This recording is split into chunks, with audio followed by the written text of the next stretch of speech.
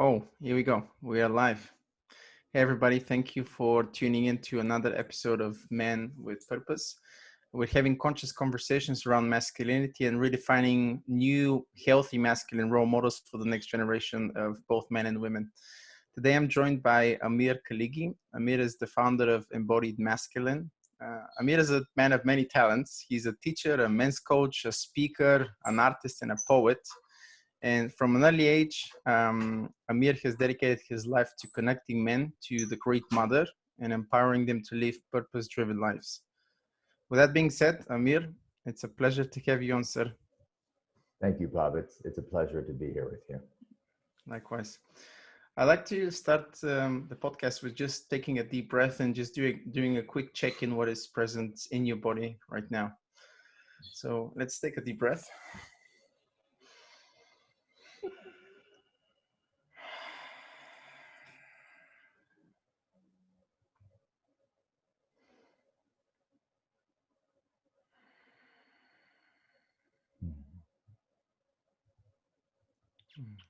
Yeah. And anything present for you? Yeah. I'm really excited to talk to you because you and I just spent maybe, 2 minutes beforehand. I really wanted to know who you were, and I just wanted to let you know that I feel kind of excited about this conversation because I believe in what your intention is in this space, and I want to see you succeed. So I'm happy to be contributing. Thank you, sir. I'm feeling, I kind of always say the same thing because it's definitely true. I feel an immense amount of gratitude right now to be able to sit down with, again, someone else who is leading other men and women, I think. And yeah, I'm really excited. Yeah, it's just one of those, I get like a really tingly sensation every single time I do one of these. So incredibly grateful. Normally, I try to start a little bit with the background of yourself and all the guests. What was kind of being let's say a teenager, for example, and what was that experience like? How did you find men's work, etc.? So maybe give us a little bit of your background story and how you kind of found the work. So, my adolescence and teenage and early adulthood was really mired with this fire that ran inside that I didn't know what to do with. So that fire was destructive to myself, and it was destructive to the people around me. So I didn't really start my path till I was about 23. But by 23, I had burned a lot of bridges. I had burned villages in the back. I had destroyed relationships. I had left a lot of carnage behind me. And I grew up without a father. And I think part of that fire was also this cutting the cord with the mother. I just didn't have any leadership or any masculine figures to kind of guide me. So it was just this fire that raged until the decimation was so bad that I needed to come to terms with where I was at my life. And so I started seeking out men who had something that I wanted in the realm of feeling comfortable in their own bodies, being grounded, not operating from a different place. And I moved into, I actually got sober at the age of 23. So I went in the path of recovery. And simultaneously, I fell into a path of martial arts. So for the next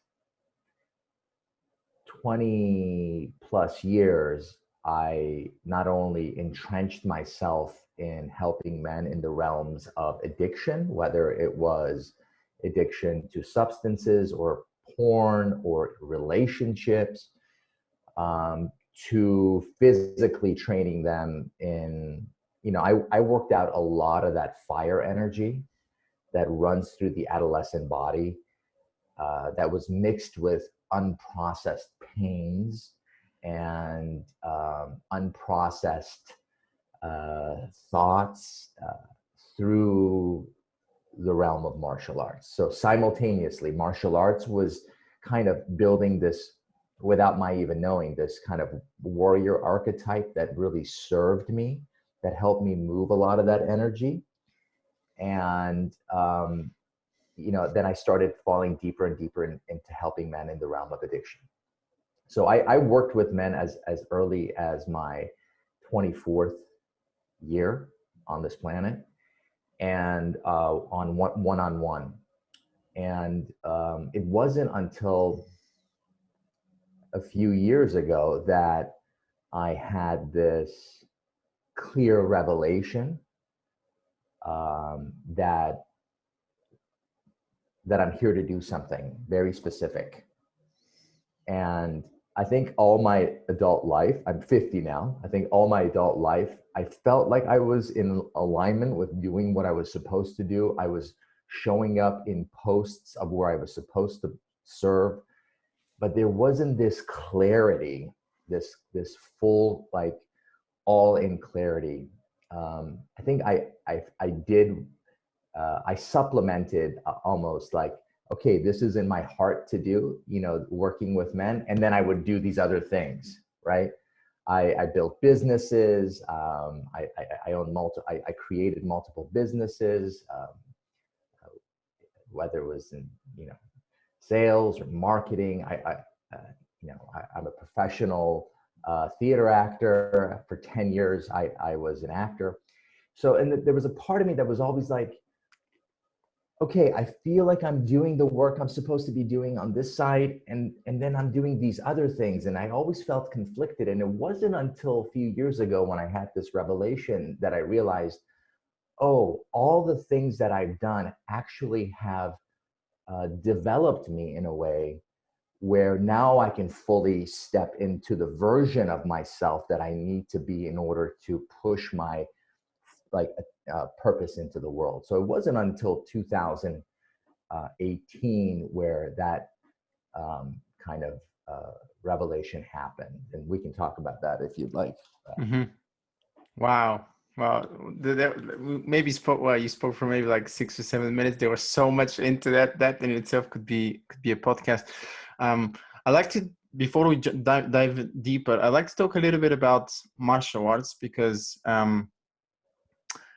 as a young child, or even as a young man, I always admired, I always revered martial artists. I grew up with the Jean-Claude Van Damme's movies, etc., etc. It wasn't up until later when I started doing a little bit of kickboxing, and I'm really deep into jiu-jitsu, Brazilian jiu-jitsu. And that's been a very unpopular opinion of mine, that I believe every man should be training martial arts. And again, people don't necessarily have to agree with me. Can you talk a little bit about the value of martial arts, especially in a man's life? What can that teach a man? Wow, we can talk. We can just talk about that also for a long time. But I'll try to kind of concise it for you. Are you familiar with the masculine archetypes, the 4 masculine archetypes, as it was flushed out by Gillette and Moore, right? King, yes. Warrior, magician, lover. So the concept around archetypal energies is that there are these living pillars of energy that run through the masculine, whether we are conscious of them or not. They are there. Now, if we are to fully step into them, and if they are in alignment with a cause greater than ourselves, when the 3 archetypes of the warrior, magician, and the lover are in full bloom, they give rise to this king archetype, right? So outside the fact that men have this innate desire as hunter, have this innate desire as meeting life where life happens, that is in our psyche. So besides the fact that martial arts sharpens that element, there are a myriad of other benefits. For example, martial arts can really help move energy. Let's put aside the fact that you can actually walk around with a sense of confidence that maybe you can't think your way into confidence. You have to step into a state of being that is confident, and that only comes through experience. So if you are on the ground with a 300-pound man on you and you have to figure out how to, when you get to a space of finally knowing how to deal with that situation, you have intrinsically inserted this state of knowing in your body that knowledge from a book can never give you. I can talk to you about climbing a rope and what that feels like when you climb 50 feet up into the air and you hit the top of the rope. I can talk to you about it. You can read a book about it, but there is no substitute for you actually struggling, training, and finally getting to the top and having that experience that is now in your cellular body. That's what martial arts does. It helps you become this grounded, and being grounded is one of the pillars of embodiment, right? So men that are really, that have that essence about them, you can feel them when they walk into a room. Like the energy in the room shifts, and nobody even really knows why the energy in the room shifts, right? And that's one of the pillars of the masculine that really, and it's not even about fighting. It's more about the part of you that is willing to do what needs to get done. It is the part of you that cuts through the bullshit. It is the part of you that speaks the truth in the moment. It is the warrior part of you, right? So martial arts, what does that do? It continually reinforces that energetic within you. So I'm a huge. I mean, I was in that field for I think 20 plus years actively. So big believer in the Wow. benefits of that. Yeah. That was such a potent bit, like you taking something that you have a very intimate understanding. I think I watched some of the videos online that you have, and then linking it to archetypes is, being one of the fundamental pillars of this. Since we all opened this topic already, let's get into it a little bit more. For people that are maybe tuning in right now, it's like, what is this guy talking about? Archetypes. What is this all about? Could we go a little bit deeper into that? Sure.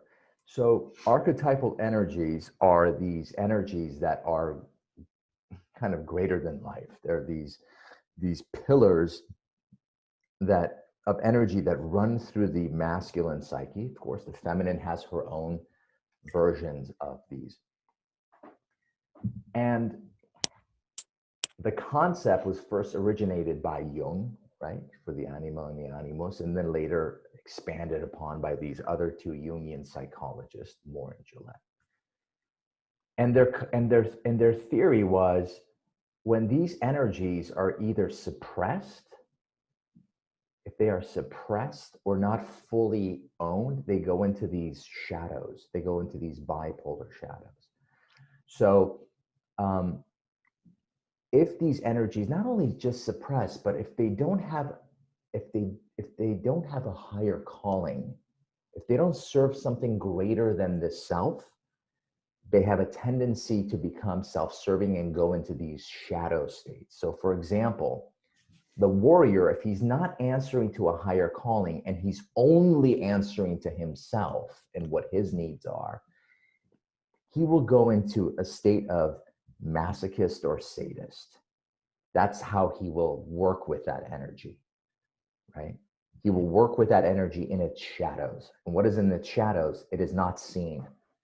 So he is deceptive about actually the way he is moving through the world and expressing this energy. The lover is the archetypal energy that helps man really get in touch with the humanity of all that is. It is the part of man that has the capacity to interconnect, to know that he is interconnected to all things.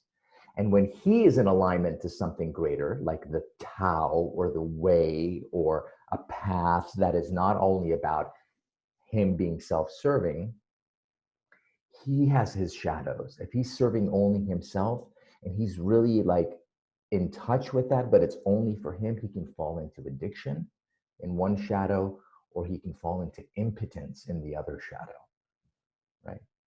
The magician is like the right hand, the right hand of the king, right?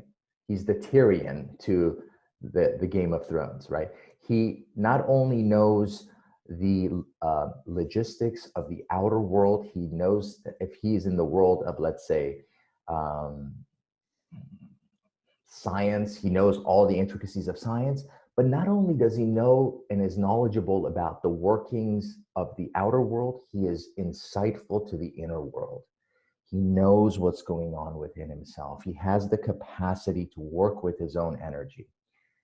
Now, if self-serving, he becomes the manipulator on one end, or he becomes the innocent one on the other end, which means he'll do stuff for himself, but if he gets caught, he's like, I didn't do it, or he'll manipulate to get his way, right? And you see that in Shakespeare plays all the time, like, you know. But if in alignment with something greater, if he is serving the king, something greater than himself, then these come online and they give rise to this divine king, which these are all conceptual, right?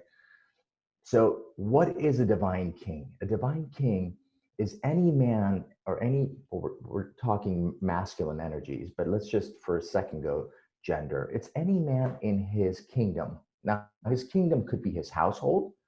His kingdom could be his men's group. It could be his organization that he runs. Now, this man is either running this thing to serve himself, or he's running this thing to serve a greater calling. If he's running this thing to serve himself, chances are the other archetypes are also serving themselves. But if all of them are serving a higher calling, they give rise to this divine king who can be identified in two ways. And you can see, you can walk into an organization, you can walk into a country, you can walk into a household, and you can feel two things that would define this divine king. One is that life seems to be flourishing around him. There's growth, vegetation and life are flowing. The energy is moving and things are blossoming around him. Two, he brings order out of chaos in his kingdom. And he knows what his kingdom is. He knows his boundaries, and within those boundaries, there is order out of chaos and there is life moving. The true definition, in my opinion, of the divine king is a man who has one foot on the earth and another foot in the heavens. Now, when I say the heavens, I'm talking about that inner space, that interior place, that place where he checks in to the heart center. The king that is not doing that, but is pretending to be the king, can be identified by seeing him in his other two, by his shadows of being the tyrant. And we don't have to go far to see that. We just got rid of a president who was a fucking tyrant. Can I cuss on your show? By all means, for sure. Great. So you see the tyrant in men when it's like they bully in their organization, they bully in their family, right? This is where the toxicity comes from. This is what the new paradigm of masculinity has to be with, right? We have to actually alchemize this toxicity that has been coming and grow out of that. So in one shadow, he's a tyrant, and in the other polar opposite, he is he has lost his capacity to even use his words. He becomes mute in his own life, right? He won't say what needs to be said. He withdraws in his own kingdom. So that's kind of a general overview of masculine archetypes and how and what is that higher thing? It is purpose. It is purpose. What is it in your heart that needs to happen for you before you transition out of this planet? On the day of your deathbed, are you going to breathe with ease, knowing that you did what you came here to do in transition?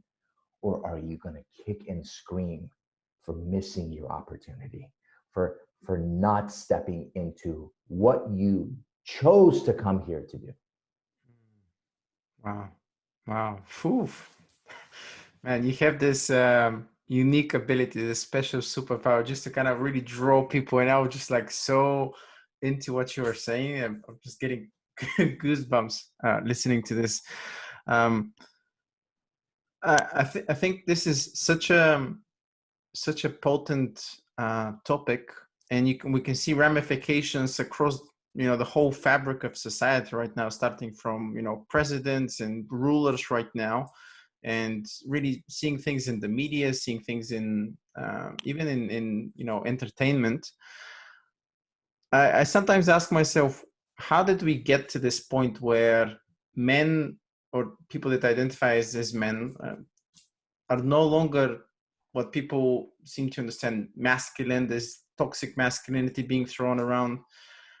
And I can't help but to believe, because I'm trying to do right now, partially using this vehicle, this podcast, to do research as to how we got to this, and things tend to be pointing towards this whole notion of poorarchy, I think it's pronounced. So not the rule, not patriarchy, which is everything run by men. Yeah, you're on the right track.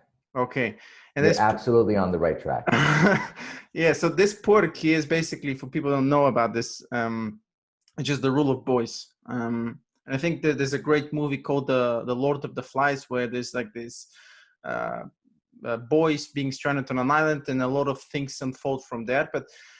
And all of this, even to go a step further, seems to be there is a missing element, a missing part, which is this kind of ritual initiations and elders being lost, all of this wisdom being lost. What's your take on this? Because I see a lot of let's say boy psychology. I think Carl Jung calls it developmentally arrested men, and women as well. It goes both ways. Who are maybe in the thinking or in the psychology of a 12-year-old, but they're maybe 30, 40, 50 years old. And I see even a lot of those men, like we have plenty of examples right now in today's society, acting out from this kind of shadow archetype, even boy archetypes, in a very destructive way. How did this all happen? Or what's your take on this? Yeah, thank you for asking that. When man was separated from nature, when man was told that God was something outside of himself, he began to have a perverse relationship with the feminine. The feminine is the personification of nature herself. That's why through the ages, the masculine or men have tried to control nature. They have tried to control the feminine. They put a burqa on her. They want to take her ability to have pleasure away. They want to pass laws to tell her what to do and what not to do. Man is out of alignment with the Great Mother. He is out of alignment with the feminine. Before patriarchy, masculine and feminine had a different relationship. The masculine didn't need to dominate the feminine. The masculine was in awe of the feminine. This is thousands of years ago. This is when the feminine was revered as holy. That's why I say the Great Mother. right? Man was connected to himself. Man was connected to nature, and he had no need to dominate. And once you sever that, and once you say you are not connected, once you sever that, then it becomes about what can I get? It's not enough. I will force my way. I will dominate you. And this created this separation, not only from the divine, but man from himself. What does initiation do? It is a community of men that take an adolescent boy and they take him away and they say, your life is not about you. And they sear into him this knowledge through something arduous, and they leave him with a cut so he remembers, this life is not about you just serving yourself. Then they welcome him into a community of other men that live by the same creed. That's why we live in a society that does not value that. We live in a society that values followers, fame, money, prestige, celebrityhood, all things that are fodder. You know what fodder is? It is pig's food. It's pig's food. It's fodder. It's not what brings fulfillment into a life. Wow. Interconnectedness with our feminine counterparts, with nature, brings a sense of well-being. You cannot be a divine king if it's all about you. We use this terminology. We use this all to get back to her. That's why you could be poor and be completely content. That's why you can have millions and find yourself hanging by a shower because nothing in life is fulfilling you. It is about the connection to your deepest self and to everything else. Men are dying because of this isolation. That's why there's boys running around. They're chasing boy toys. And she says, she patiently waits for us to turn, constantly being loving. It is the nature of the Great Mother. She feeds us. I mean, every plant, from its oxygen to the fruit, everything this life is about giving. And we keep abusing her. There is something wrong. Toxic masculinity. That's the term that connects to that.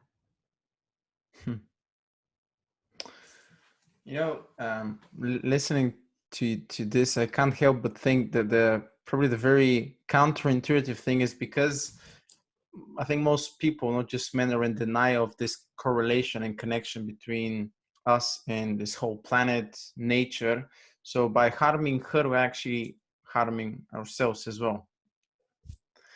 I mean, the sages have said this through the ages. Every stone you throw, you're throwing it yourself. Every moment that you choose to take an action, you are setting up your experience in the future.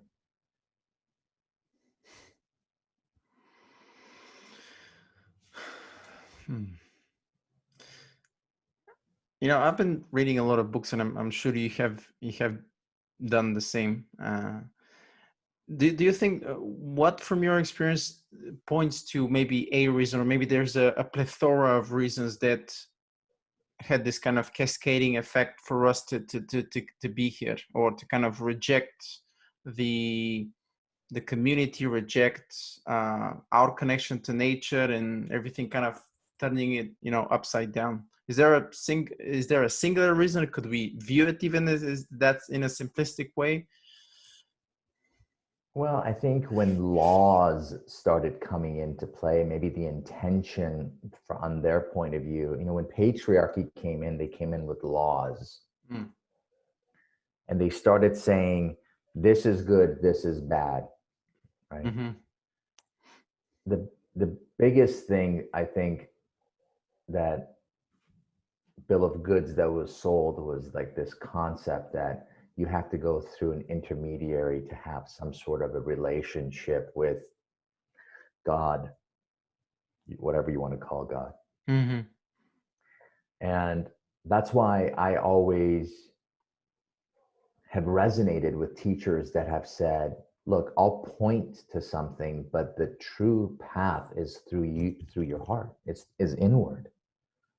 Mm. I'm not religious in any means, but if you read some of the New Testament, Jesus would go out and huge crowds would come. And sometimes he would feel overwhelmed. And what would he do? He would withdraw and go into the forest to be with himself, to reconnect before he came out and spoke again. Hmm. I think the way to heal for men is the path of the inward path, is to go inward and to work through these blocks that have made them feel disconnected from themselves, from their partners, from life. That's why there's this resurgence of men's groups that are coming up. I love supporting other men doing men's groups. I love it. I want every man that is on that is on this path to connect more men to themselves and to the divine to succeed. Amen There's, to that. There's plenty of work to be done for everybody. Yeah. Oh, there's so many things I want to talk to just from what you've said. One is before I've done, a little bit of also, entrepreneurship and built some businesses, and there's this notion of competition and we should be better than them and all these kind of things. The moment I stepped into this and really fully stepped in and kind of really trying to embody it, I find myself actually cheering for other men, other facilitators, other people who are pushing this message, because I see, wow, this is just so much greater than just one individual. This whole notion of me. Instead of being egocentric, it's more ethnocentric, bringing it back to the culture, the communities, and to other men. That's purpose. Yeah. We talked about this disconnect, and maybe by virtue of me speaking to leaders like yourself and other people who are involved in this field, they talk a lot about embodiment.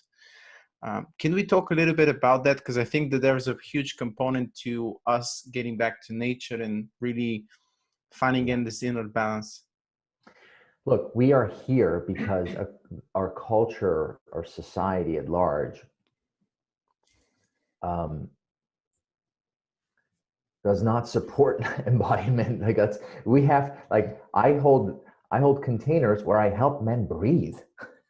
I mean, the most natural instinct. I have to put attention, instruction, and hold a container and guide men to be able to breathe deeper. Think about that. We've lost the capacity to even breathe beyond here, right? So embodiment is anything that can help you leave this domain and stop living in this domain and start to feel your life from here grounded into the earth, not walking around constantly thinking. I used to have a teacher in college. It was some religious comparative religions or something. He said something that I always stuck with me. He said, thinking is like a pencil. You don't need a pencil all the time. You only need a pencil when you want to write something. So you don't need a pencil when you're walking across the street. You just walk across the street, right? So if I need to think about something, that like the mind is um, is not a great leader. It's a good servant, but you don't want to be living all up in here. So what is embodiment? It is the ability to be able to self-regulate yourself back into equilibrium, back into groundedness, back into breath, back into presence. I find that, thank you for that. That was very eloquently put.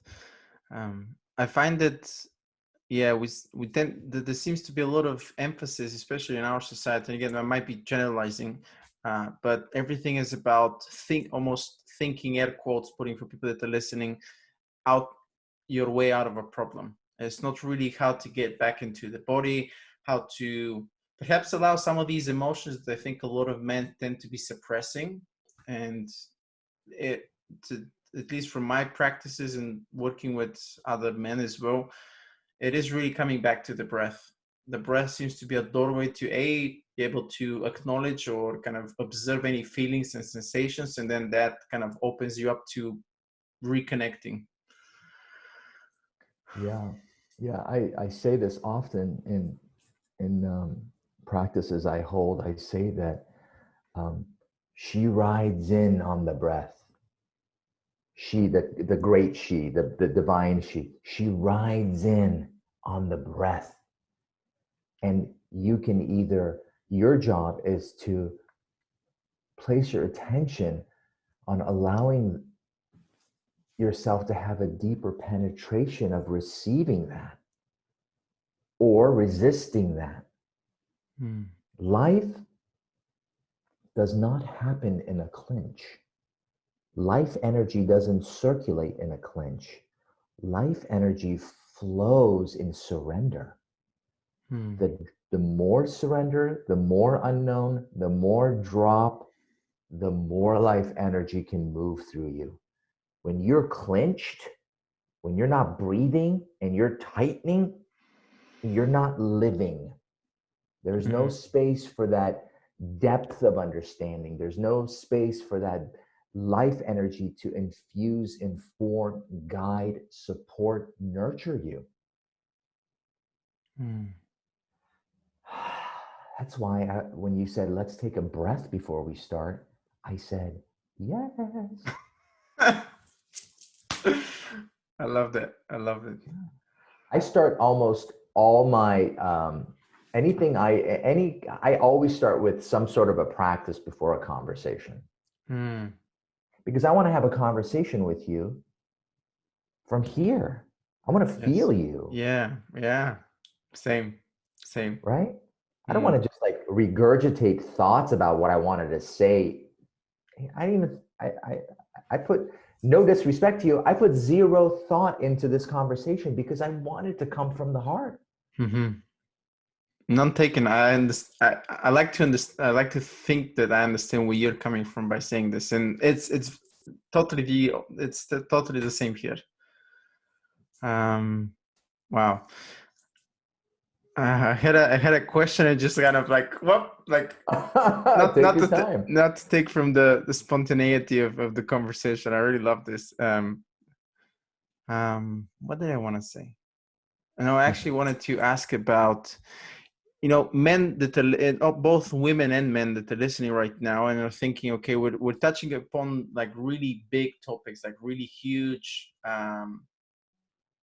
Some of it is theoretical. There's a lot of things that really people have to really rethink and breathe their way into some of these.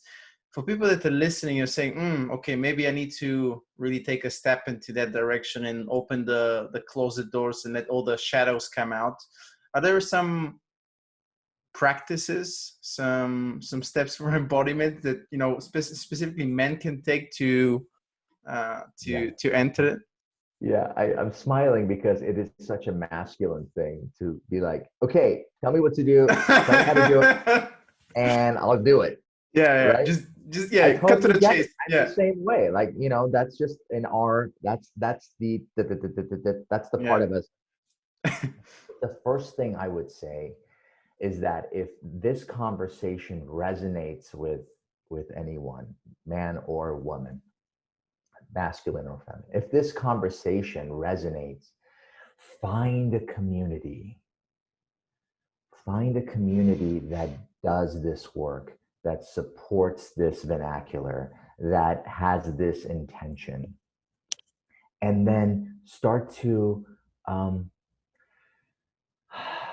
find ways of surrendering into that community first and foremost. That is a microcosm of the surrender that is required living life in a surrendered Mm, state. mm, Surround yourself with people of the same energetic intention and biofield. You can feel somebody, if you hang out with somebody, they're going to pull you in this direction. If you hang out with somebody else, they're going to pull you in this, they're going to support this momentum, right? Think of yourself as a plant that you need to take care of, that you want to grow and blossom and give fruit. Well, you're not going to want to put that plant in a dark space and not water it. You're going to want to learn about what kind of a plant it is. What does it need? Does it need this soil? How much sun does it need? How much water does it need? Do I need to talk to it? mm. Like, you know? Yeah. So bring yourself to a community that supports your plant. Wow. Mm. Don't hang out in the dark with riffraff, because you're going to keep getting that. Mhm. So your environment is really important for this work. Hang out with teachers that you resonate with, that, you know, I'm not everybody's flavor, but guess what? That's okay. There's Mm, plenty of men with different styles of teaching. Be truthful, and I'll speak to teachers for a second. mm, Be truthful to your message, because no one can deliver your message uniquely the way you can. Don't emulate your teachers. Find your voice and share from there. Serve something greater than yourself. mm, that really lands for me. It really does. Um, I can't remember who said this, but there was something along the lines of, you know, environment dictates performance. If you're surrounded by people who are kind of constantly putting you in a direction, which seems to be a lot more destructive, then chances are you're going to end up in the same space. I'm speaking from experience because I was in a gang, and similar to you, there was a lot of anger. Um, and one thing that I really yearned, I remember very consciously, I really yearned, it's just like, man, I really need someone to kind of show me and guide me as this kind of missing mentor figure, a missing role, like a role model, if you will. And I look today and I see very, I mean, apart from my guest that I'm speaking with, it's very difficult to really look for this kind of very healthy embodiment of masculinity in this kind of encapsulation of a role model or a mentor. Can you talk a little bit about the values of having elders like this, or even mentors, if you will, around you, especially as a young man? Well, I think finding a teacher is paramount, or a guide, or someone that you can rely on, that you can trust, is paramount.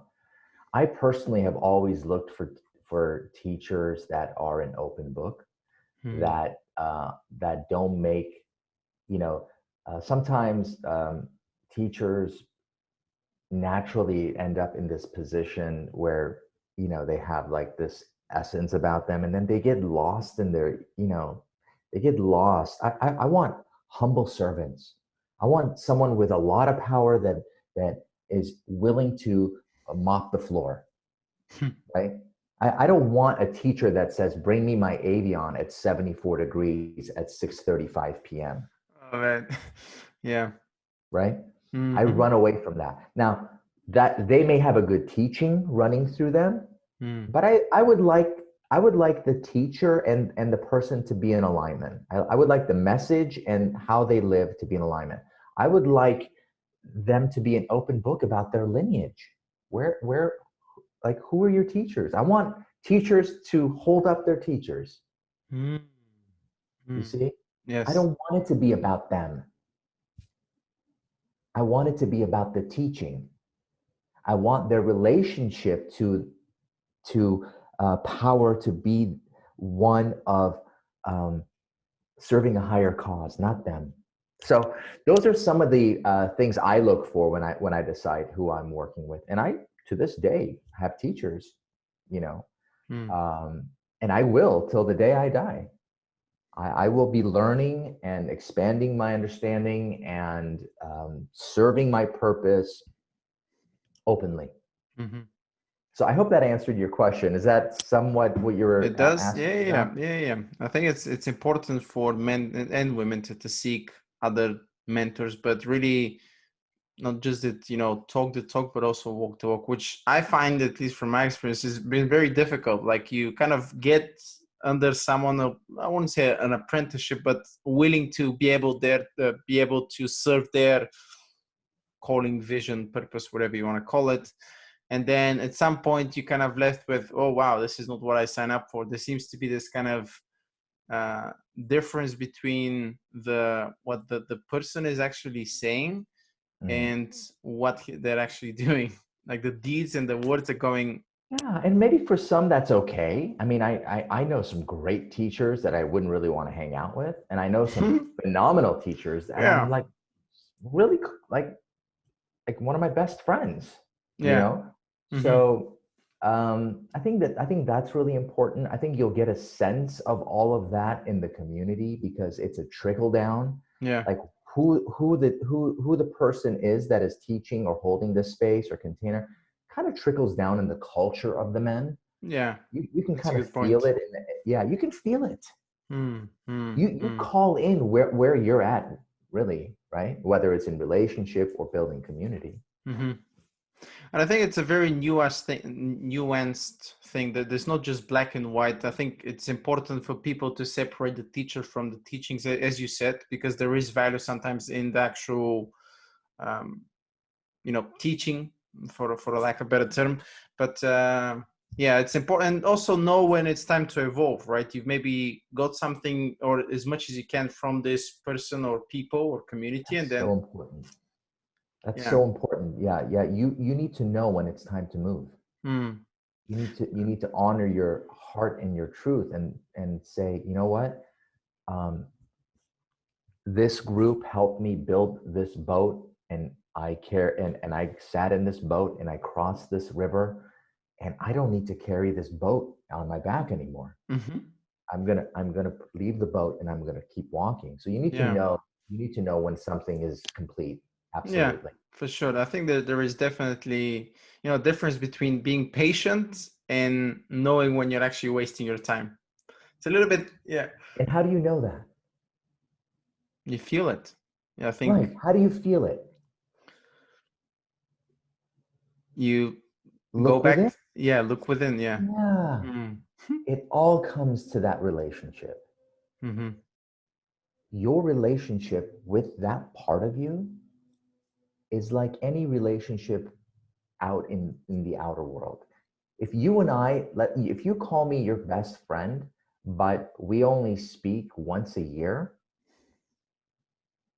Yeah, there's not congruence there, for sure. Yeah. right? So that relationship with your inner world, with your inner life, with your inner landscape is a relationship. Mm-hmm.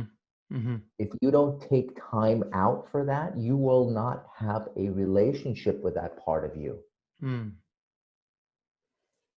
Instead of thinking, oh shit, I gotta go meditate, think of, I'm gonna go and hang out with with my inner best friend or whatever. Yeah, that's a good You way. want to, Yeah. right? You want to cultivate this, and it's a whole nother world. The inner world and how it communicates to us and what it says to us and how it is a realm unto itself. And how fucking exciting. Like life is mysterious and awe-inspiring and fantastical. You know, it's not just how much money can I make. Mm. It's Yeah, like these are superficial things. Like I think a lot of this seems to be like, you know, pushed to the whole narrative of, you know, people chasing achievements, what is deep down they actually need fulfillment, and this everything kind of the narrative of like you need to be successful and have this and this and this, like almost like a checklist. And a lot of people that I speak to, even, you know, people on the podcast said, you know, I've done all of those things, and guess what? It did nothing for me. I mean, it did maybe for a little bit, it served me, but afterwards it was just like, wow, I feel so shallow. it's empty because it is derivative of shadow. It is Hmm. derivative of something pushing you that you're not conscious to. If you have Hmm. consciousness, you wouldn't be running from shadows. We want to, in men's work, we work on no longer suppressing parts of ourselves away.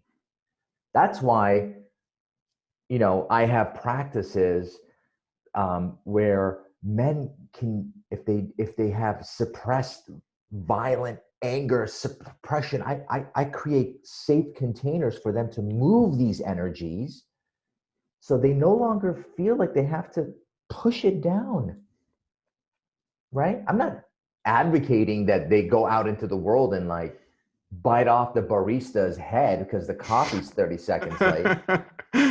Yeah. But because he no longer is suppressing that energy, he's actually more free. Hmm. He has more space.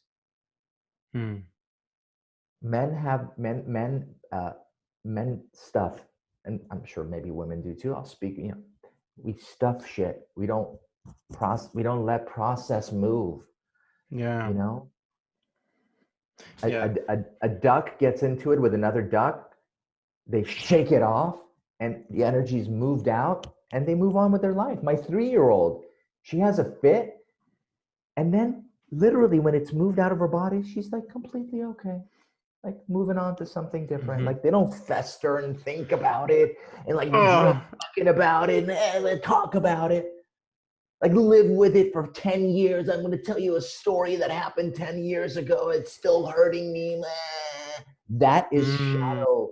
That is shadow energy dictating how you choose, not even choose, react in life. Hmm. Wow. I think as men, we spend so much of our life energy suppressing these, you know, shame and guilt, and especially anger. Anger seems to be like very a very bad thing, right? People place, you know, anger associated with toxic masculinity and all these kind of things that are happening into the mainstream, and they seem to be, um, you know, made look is a bad thing. Whereas I think it's an incredibly powerful, potent energy, especially us as men. You know, the warrior archetype feels, but there is very little spaces to be able to channel this in a very constructive way. Not necessarily Yeah. going and like fighting with people. Especially you as a martial artist would know this better than most.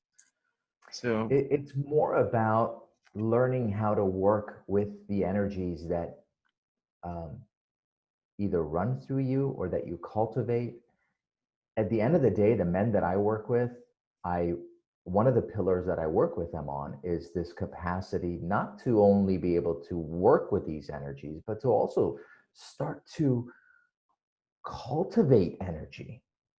So cultivate energy, create with energy, This is the magician at work, right? This is the magician knowing how to bring into his life what he wants to create. So yes, on a very primal level, then, first things first, let's create a space where you can express some of this anger. So when you're out in the world, you can find an artful way of speaking your anger or your truth without hurting people. I think most men are afraid of power because they're afraid they're going to hurt others. Yeah. Newsflash, you need to just know how to work with your energy. Mm. To know how to work with it and not suppress it. Like, this is the difference. I am so fucking angry that this happened right now versus, don't you fucking understand? Like, see how the energy comes this way? Yeah. That's abuse. Mm.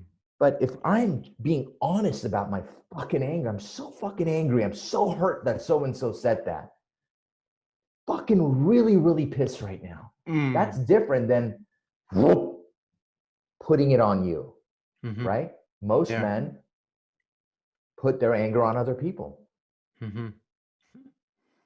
Yeah. Simple. It's not simple, but it's as simple as an adjustment like that. But what does that mean? Learning how to be with, first of all, express it. I don't feel safe to express it. Well, guess what? In a community of men, in a safe container with a practice designed specifically to invoke this out of you, oh my God, you should see men that for the first time get in touch with that. Liberated.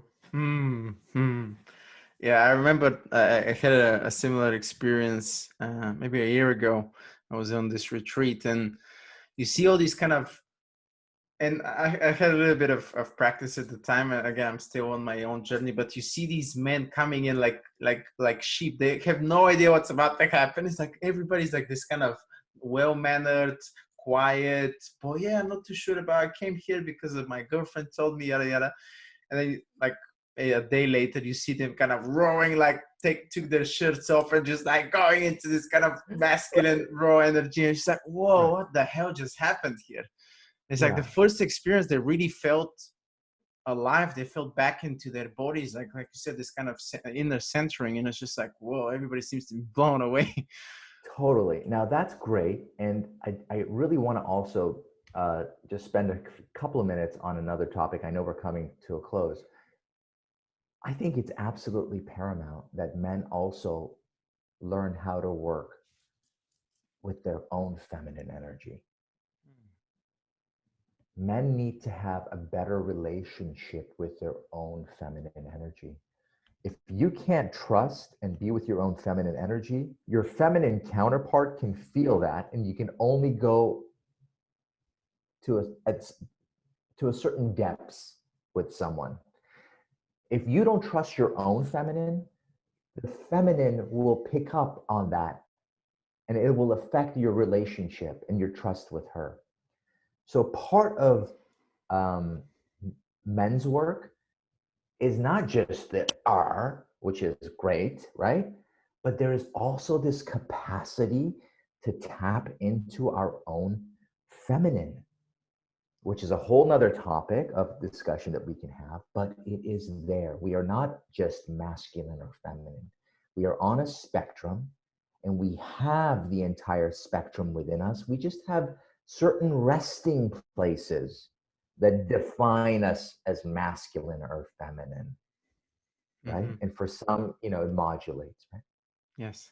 For another discussion. For I think another that's discussion. important.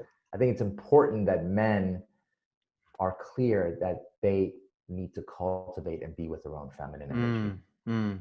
I'm glad that you kind of plug this in there, because the spectrum, where, as you described it, beautifully well put. So I think it is important, for men to listen, because we tend to focus more about masculinity and men, and then we kind of tend to forget about this other part, which is part of a balance, right? There is a counterpart to that. We're almost like more than 1 hour in this. Before we wrap up, I'd like to ask one of my guests, all of my guests actually, this question: is there something that you wished we talked about that I didn't ask you, perhaps?